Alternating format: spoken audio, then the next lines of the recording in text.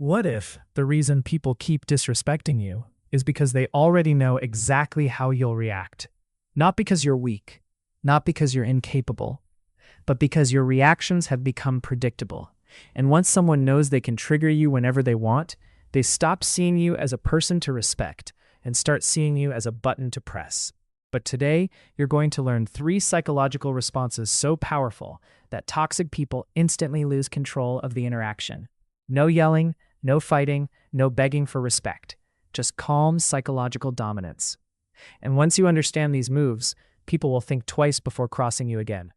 Most disrespectful people are not actually confident. They only appear confident because they rely on one thing: your emotional reaction.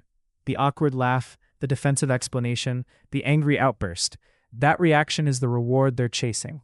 Think about how most people respond to passive-aggressive comments. "Oh, relax. I was joking. You're too sensitive. Can't you take a joke?" The moment you defend yourself, you've already entered their frame. You're now reacting, explaining, seeking approval. And psychologically, the person reacting usually loses power first. So instead, do something unexpected. Nothing. When someone says something disrespectful, pause. Look at them calmly. No smile, no anger, no rush to respond. Just silence. Because silence creates pressure. The human brain hates unresolved social tension.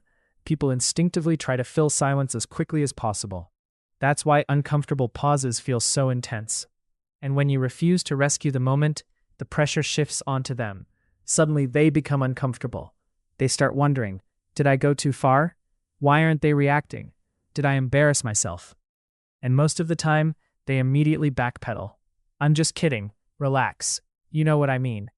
That's when you calmly look away and continue what you were doing. No argument. No emotional explosion. You silently communicate. You are not important enough to disturb my peace. And that destroys the entire dynamic.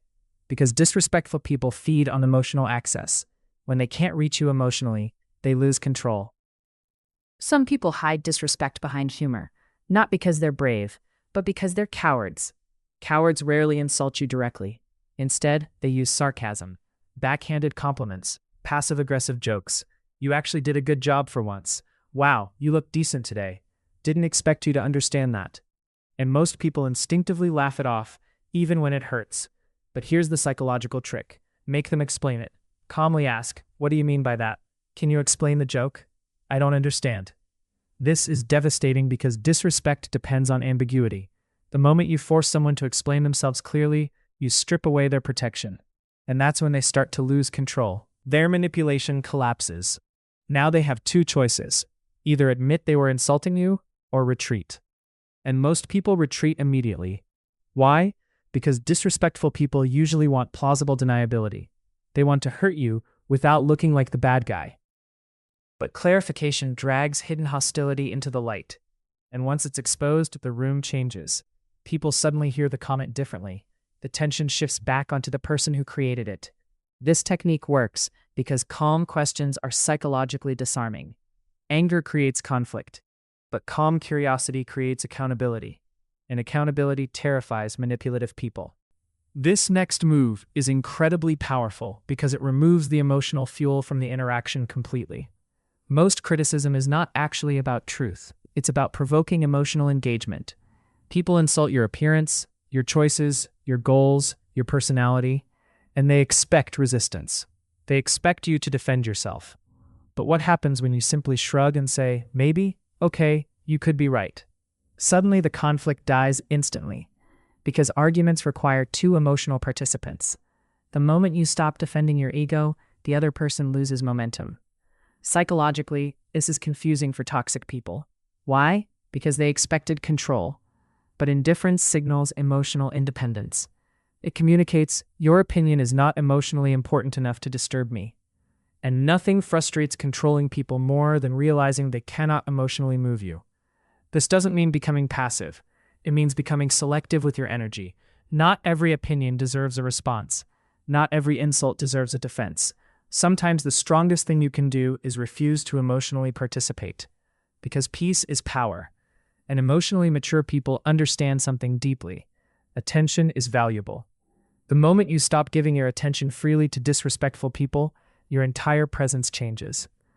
A lot of people think strength means being louder, more aggressive, more intimidating. But real psychological strength is emotional control. Anyone can explode, anyone can yell, anyone can react. Very few people can remain calm while someone tries to provoke them. That's power. And once people realize they can no longer manipulate your emotions, their behavior toward you changes automatically. Not because you forced respect, but because your energy became difficult to control. So remember these 3 moves: the extended silent stare, the forced clarification trap, and indifferent agreement. Use them calmly, use them wisely, and most importantly, protect your peace like your life depends on it. Because in many ways, it does.